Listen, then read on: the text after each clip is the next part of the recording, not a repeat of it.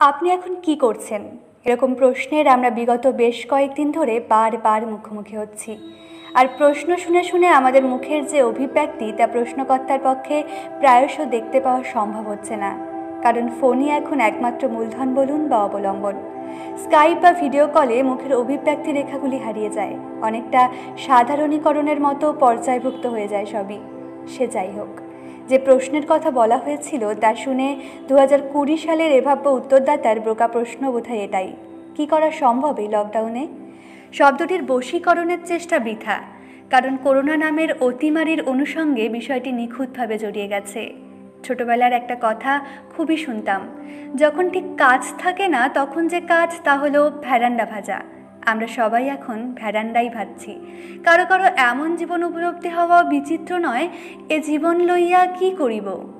কথাটি বঙ্কিমের যদিও, তবুও করোনার এই তীব্র ও দীর্ঘমেয়াদী আঘাতে আবার এই প্রশ্নটি প্রাসঙ্গিক হয়ে উঠতে বাধ্য। চারিদিকে চলছে আক্রান্ত মানুষের সারি, মৃত্যু মিছিল।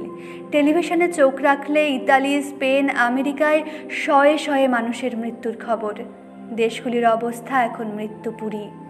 ঘরবন্দি মানুষের এখন একটাই সঙ্গী: বিভিন্ন সামাজিক মাধ্যমগুলি। রাগ, হতাশা, আতঙ্ক প্রভৃতির ঝড় বইছে ওয়ালগুলিতে।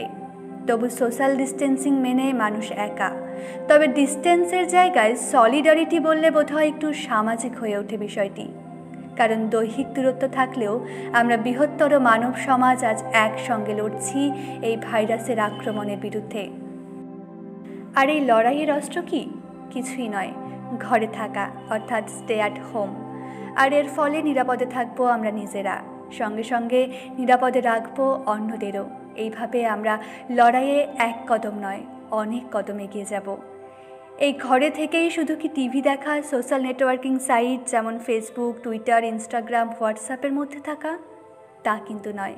আরও কিছু করার সময় ও সুযোগ করে দিয়েছে বর্তমান অবস্থা। এবার আমরা বিন্দুতে সিন্ধু দর্শন করব।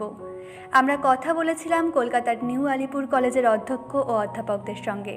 তারা এই লকডাউনের পর্বে বাড়িতে থেকে কি করছেন বা কী সৃজনশীল কাজ করছেন তা আমরা জানতে চেয়েছিলাম। হঠাৎ করেই এই কলেজকে বেছে নেওয়ার কারণ হলো এটি কলকাতার বুকে এমন একটি কলেজ যার ছোট্ট কম্পাউন্ডেও পাখির আনাগোনা। অনেক সবুজ ঘিরে আছে এই কলেজকে। কলেজে একটি পোস্টার বা দেওয়াল লিখন পাওয়া যায় না। সারা বছর বিভিন্ন সৃজনশীল কর্ম চলে, যেমন এভেন্সিস, ড্রামা ফেস্ট, পোয়েট্রি ফেস্ট ইত্যাদি। তাই আমাদের এই প্রত্যয় ছিল এই কলেজের ছাত্র ও শিক্ষকরা দৈহিকভাবে কলেজে উপস্থিত না থেকেও ধারাবাহিকতা রাখবেন সৃজন প্রক্রিয়ার, অর্থাৎ ক্রিয়েটিভ বিভিন্ন দিকের। এই লকডাউনেও কলেজের পঠন পাঠন অব্যাহত, বিভিন্নভাবে চলছে অনলাইন ক্লাস, এগোচ্ছে সেমিস্টারের পড়াশোনা। সেই সঙ্গে অধ্যাপকেরা খোঁজ রাখছেন ছাত্রদের ক্রিয়েটিভ কাজের দিকেও।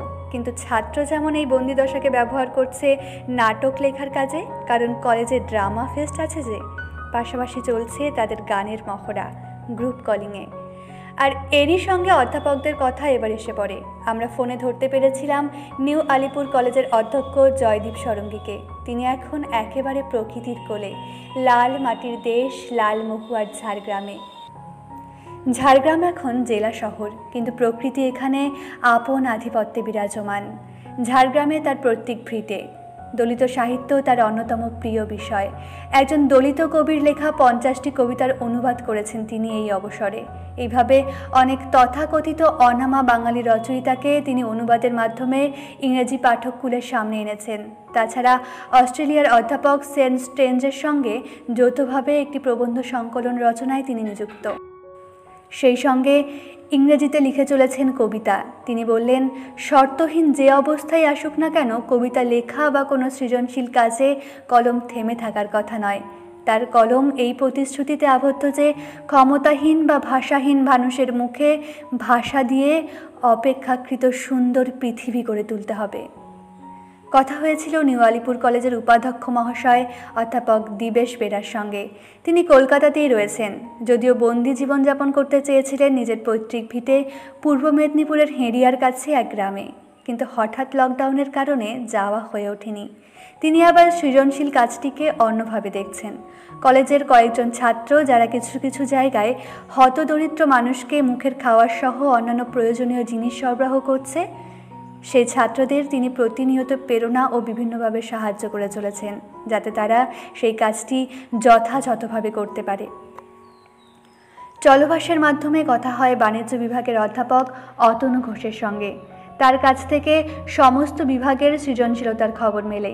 তারা তাদের সৃষ্টিভাষাকে নিবদ্ধ করেছে নিউ আলিপুর কলেজের অনলাইন এডুকেশন পোর্টালটিকে কতটা উপযোগী, ব্যবহারকারী বান্ধব অর্থাৎ ইউজার ফ্রেন্ডলি করে তোলা যায় তার উপর। অধ্যাপক অমর্ত্য সাহা, যিনি মাস কমিউনিকেশন বিভাগের, এই বন্দি দশায় চারিদিকে মুক্তির ঘ্রাণ ছড়িয়ে দেওয়াই তার লক্ষ্য। তবে এই ঘ্রাণ অবশ্যই ভার্চুয়াল। তার নিজের একটি ইউটিউব চ্যানেল আছে, যার সাবস্ক্রাইবার প্রায় 21,000। এই লকডাউনে তাদের একঘেয়েমি দূর করার লক্ষ্যে তিনি কন্টেন্ট তৈরি করছেন। কাজগুলি মূলত অডিও ভিজুয়াল, আর তা বাড়িতে বসে বাড়িতে থাকা ব্যবস্থাপনার মধ্যেই করছেন, যেহেতু এখন স্টুডিও যেতে পারছেন না। যারা তার সৃজনশীল পরিবারের সঙ্গে যুক্ত তাদের সঙ্গে অনলাইনে আড্ডা দিচ্ছেন, জেনে নিচ্ছেন তাদের জীবনের গল্প। এই বন্দিদশায় তাদের উৎসাহ দিচ্ছেন গল্প বা কবিতা লেখার, তাকে সুচারুভাবে প্রকাশ করছেন তার ইউটিউব চ্যানেলে। এইভাবে বন্দি পর্বকে সৃজনশীলতায় ডুবিয়ে রাখতে চান তিনি। আবার সৃজনশীলতার অন্যরকম মাত্রা পেলাম কলেজের বাংলা ভাষা ও সাহিত্য বিভাগের অধ্যাপকের কাছ থেকে। অধ্যাপক স্মৃতি কুমারী কুণ্ডু কলেজ ম্যাগাজিনের প্রুফ দেখায় ব্যস্ত। কলেজের ম্যাগাজিন সাম্পান গুণগতভাবে যে কোনো তথাকথিত সাহিত্য পত্রিকার বা সমাজবিজ্ঞান বিষয়ক পত্রিকাকেও হার মানাতে পারে তার কন্টেন্টের গুণে। অধ্যাপক বৈদ্যনাথ বাসকে এখন পুরুলিয়ার অযোধ্যা পাহাড়ে, সেখানে একটি গ্রামে তার পৈতৃক বাড়ি। ফোনে কথা বলার সময় অনেক পাখির ডাক শুনতে পাচ্ছিলাম। মনে হচ্ছিল বেশ হতো যদি সেখানে চলে যাওয়া যেত। অধ্যাপক বাসকে গ্রামের মানুষদের করোনা ভাইরাসের কারণে নিজের ঘরে থাকার ব্যাপারে সচেতন করা এবং কিছু নিজস্ব লেখালেখির পরিসরে নিজের সৃজনশীলতাকে মেলে ধরেছেন। আর অধ্যাপক রাজদীপ দত্ত করে চলেছেন কবিতার নিবিড় পঠন ও কবিতা লেখা, যেখানে কবিতা তার খুব প্রিয় বিষয়। আবার বিভূতিভূষণ বন্দ্যোপাধ্যায়ের ইচ্ছামতির দেশে রয়েছেন কলেজের অর্থমন্ত্রী, দুর্জনে বলে অধ্যাপক গোবিন্দলাল মণ্ডল। কিছু কিছু সামাজিক দায়িত্ব পালনে তিনি আপাতত নিবন্ধ রেখেছে নিজের সৃজনশীলতাকে। বসিরহাট অঞ্চলের একটি গ্রামে পৈতৃক ভিটে রয়েছে অধ্যাপক মণ্ডলের। এইসব অঞ্চল বিভূতিভূষণের উপন্যাসে বারবার এসেছে। অন্যদিকে কলেজের রাষ্ট্রবিজ্ঞান বিভাগের অধ্যাপক সোমদত্তা চট্টোপাধ্যায় এই বন্দিদশায় নিজের সাংসারিক কর্মনির্বাহের সঙ্গে সঙ্গে গানের চর্চা করে যাচ্ছেন প্রতিনিয়ত। ব্যস্ততার মাঝে এর জন্য যে সময় বের করা হয়ে উঠত না, এখন কিছুটা হলেও তা সম্ভব হচ্ছে। সংস্কৃত বিভাগের অধ্যাপক অনিরুদ্ধ কর এখন কলকাতাতেই। সংস্কৃত স্ক্রিপ্ট নিয়ে তিনি নতুন কিছু ভাবনা চিন্তায় রয়েছেন। তাছাড়া তার প্যাশন ডিজাইন করা, সেই কাজও এখন করে চলেছেন সমান তালে। নিউ আলিপুর কলেজ সৃজনশীলতার বিভিন্ন দিককে এইভাবেই রূপ দিচ্ছে ছাত্র অধ্যাপকদের যৌথ প্রচেষ্টায়। আরও অনেকে বহুভাবে করে চলেছেন নিজেদের সৃষ্টিকর্ম। কয়েকটি নিদর্শন তুলে ধরা গেল। করোনা পর্বে লকডাউনে দূষণের পরিমাণ বেশ কিছুটা কমার দিকে। পরিবার এবং ঘর, এই দুটিকেই মানুষ নতুনভাবে চিনতে পারছে আর পাচ্ছে সৃজনশীল হয়ে ওঠার পরিসর।